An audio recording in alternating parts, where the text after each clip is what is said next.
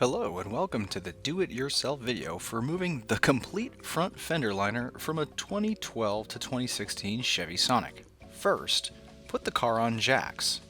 The repair manual says you need to remove the tire and wheel assembly, but I'm going to keep it on in this video.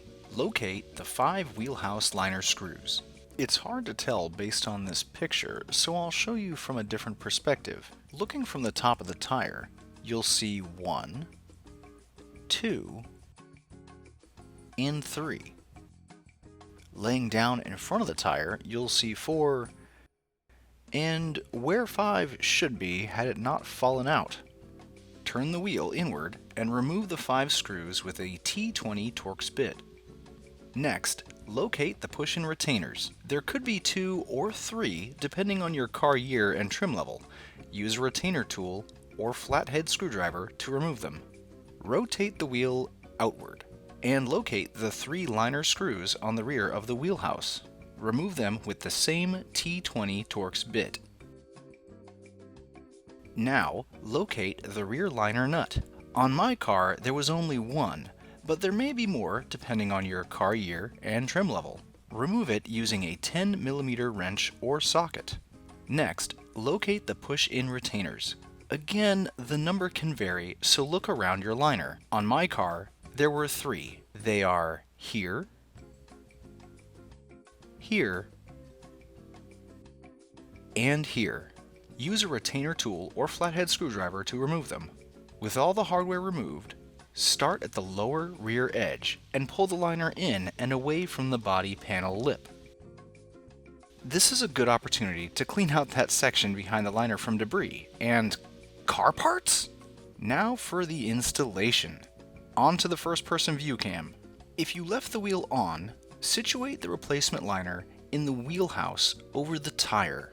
Start by manipulating the liner so the front portion is above the bumper mounting points.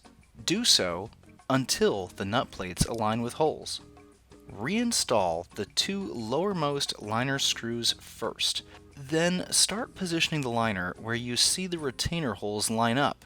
Turning the wheel outward here will make things easier. Reinstall the push-in retainers next to hold it in place. Next, reinstall 3 wheelhouse liner screws in the forward portion of the bumper. Turning the wheel inward will make the next part easier. Once the front portion of the liner is pressed up in by the wheel, it's good to push it all the way up in against the fender metals and then go to the back section and manipulate it to where it goes over the stud that these little nuts screw onto. And then there's a notch in the back of the fender liner. That notch is where it starts to be tucked in to the lip of the fender.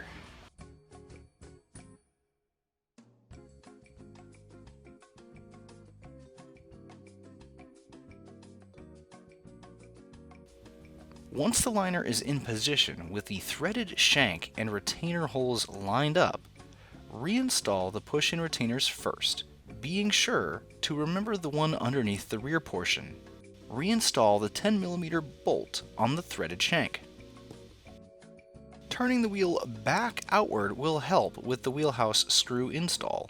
Speaking of which, reinstall the 3 wheelhouse screws at the rear of the liner. That's it. Now where did that retainer come from?